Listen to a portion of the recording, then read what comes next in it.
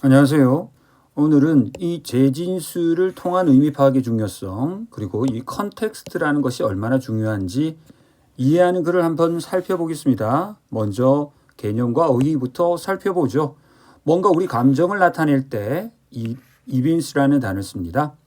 자, 뭔가 촉발시키다. 형용사일 때는 갑자기 느닷없다 할 때 precipitate라고 씁니다.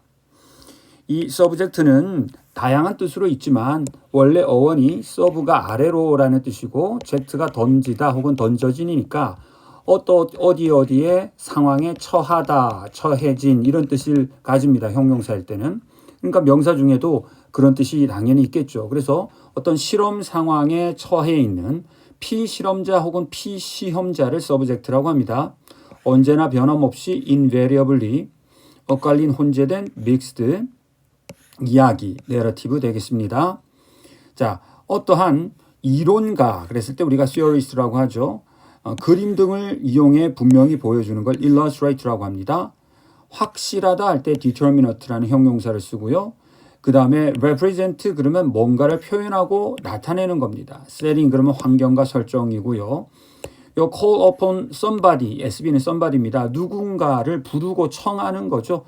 요청하고 요구하는 겁니다. 수동태로 표현됩니다. 우리 본문에서. 자, at stake, 무시무시한 말이죠. 스테이크는 원래 화형주입니다. 화형주. 화형을 시키는 그러한 무시무시한 막대를 말하죠. 그래서 누군가가 지금 화형주에 묶여 있다면 아주 죽느냐 사느냐 하는 중요한 성패가 걸려있는 일일 겁니다. come across 그러면 우연히 마주치는 거고요. encounter도 비슷한 뜻인데 맞닥뜨리다. circumstance는 상황, substitute는 대체하다. 대체라는 것은 A라는 것을 쓰다가 A가 아닌 다른 것으로 A를 B로 대체하다. 혹은 B를 다시 C로 대체하다. 이런 식으로 바꿔서 replace 하는 것을 말하죠. consistently 일관되게, intend 의도하다, match 일치시키다, display 전시하다, unique 고유한입니다. 자, 빈칸 문제입니다. There have been psychological studies. 자, 심리학적 연구가 있어 왔다. 자, in which 그 심리학적 연구 안에서 피시험자들에게 보여주었다. 수동태 사진들을 보여주었다. 사람들의 얼굴 사진을 보여주었고 그 다음 병렬관계죠. 지금 쇼운이 병렬되고 에스크트가 병렬관계에 있습니다. 그러니까 앞에 이 subject were가 그대로 생략됐다고 해석을 하셔요. 그 피시험자들에게 부탁 요청을 하였다. 표정을 식별해달라. 즉 표정을 식별하라는 말은 이 사진 속의 인물이 웃고 있습니까? 슬픈 것 같아요? 기쁜 것 같아요? 행복한 것 같아요? 불행한 것 같아요? 즉 표정을 식별해달라. 혹은 마음의 상태를 식별해달라. 그 사진 속에 드러난 마음을 식별해달라고 했습니다. 그 결과는 예외 없이 혼재된 것이었습니다. 예외 없이 혼재된 것이었습니다. 17세기 프랑스의 화가이자 이론가였던 샤를 르브롱에게 일련의 그림을 그렸습니다. 르브롱이 일련의 그림을 그렸습니다. 사진이 없었던 시절이니까 illustrating 보여주는, 표현하는 다양한 감정 상태를 표현하는 그림을 그렸습니다.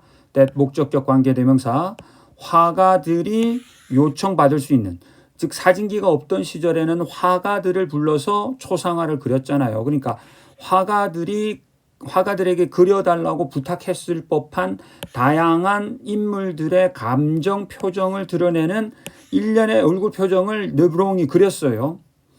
자, 놀라운 점은 그 그림들에 관해 놀라운 점은 대디아였다는 것이다. 바로 이게 이제 재진술이죠. 빈칸에도 누구와 같은 말이 들어가야 됩니까?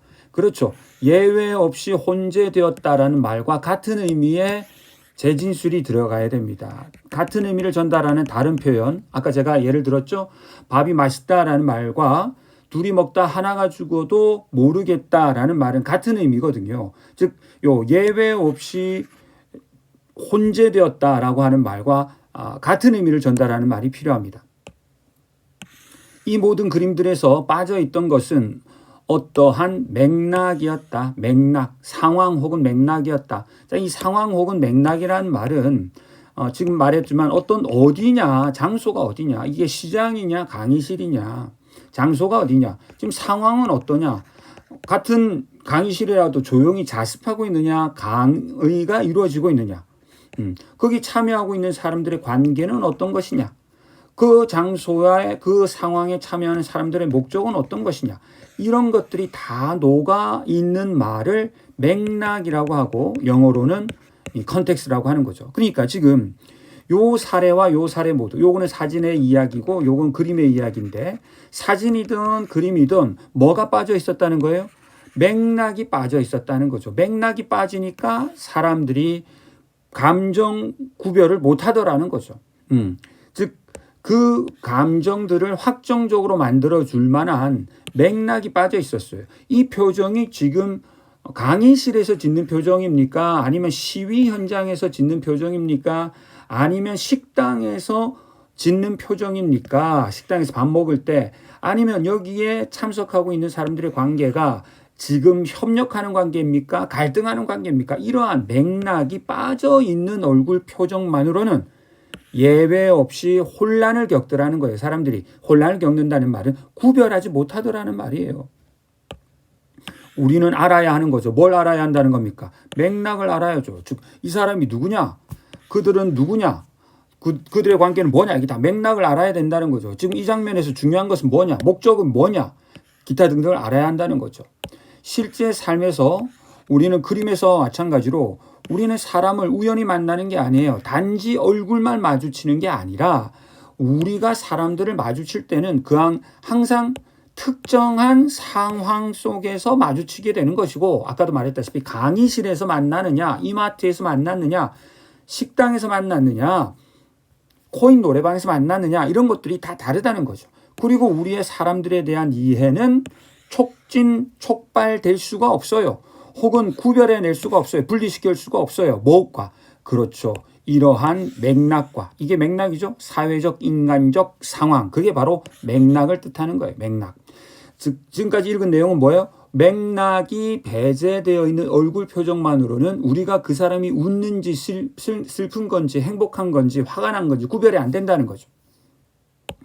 이러한 맥락 안에서 사람들과 우리는 살아가고 숨쉬고 우리의 존재를 영위하는 것입니다. 그래서 뒷부분은 이제 맥락의 중요성을 얘기한 거죠. 자, 아까 문제풀이 요령을 말씀드렸어요. 그 사진들이 뒤섞일 수 있었다라는 얘기는 서로 뒤바뀔 수 있었다라는 얘기죠. 자, 그 모든 그림들이 일관되게 일치했다. 그들의 의도되었던 감정과 모든 감정 그림들이 묘사되었다. 사진과 같은 정확성으로. 다 아니죠.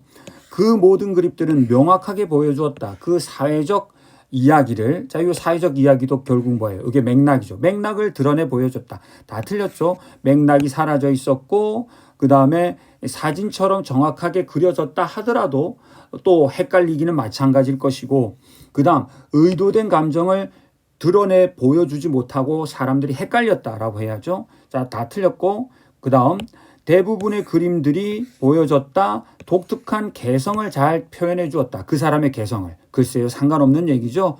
그렇죠. 남은 건 이거밖에 없죠. 어떤 그림들도 상호, one another, 대체 가능했다. 아무런 손실 없이. 자, 아무런 손실 없이라는 말은 invariably라는 거예요. 예외 없이 항상, 예외 없이 항상이라는 뜻이고, substitute는 mixed라는 거죠. mixed. 그러니까 이 두 말을 이렇게 재진술한 것입니다. 출제자가. 그래서 같은 말이라는 거죠. 왜? A라는 사진은 슬픈 표정을 짓는 그림인 줄 알았는데 어떤 사람한테 보여줬던 이 그림이 이 사람 웃는 것 같아요 라고 얘기를 하고, 아니 또 어떤 사람은 보더니 이 그림을 화가 난 것 같아요 라고 얘기하더라는 거죠. 우리는 이렇게 이 A라는 인물이 슬픈지 웃는지 화가 났는지 어떻게 알아요? 그렇죠. 컨텍스트 속에서 안다는 거예요. 아, 이 사람이 있는 장소가 어디구나. 이 사람이 지금 어떤 상황에 처해 있구나. 이 사람이 지금 어떤 관계에 있구나. 이 사람이 이 장소에 온 이유는 이거구나를 알아야, 아, 이 사람이 지금 장례식장이니까 슬픈 표정이구나. 아, 이 사람이 지금 개그 콘서트 공개 방송 현장에 와 있으니 웃고 있구나. 아, 이 사람이 지금 화난 표정을 짓고 있는 것은 시위 현장이구나. 이런 것들을 우리는 판단할 수 있는데, 이러한 맥락 정보가 없는 상황에서는 다 모두 헷갈리더라. 믹스드. 그렇죠? 헷갈리고 다 대체 가능하더라. 이런 문제가 되겠습니다. 자, 오늘 학습 포인트는 상당히 중요합니다. 이 재진수를 통한 의미 파악의 중요성, 그 다음에 이 컨텍스트라는 단어의 중요성, 서브젝트라는 단어의 중요성 꼭 좀 복습해 주시기 바랍니다. 감사합니다.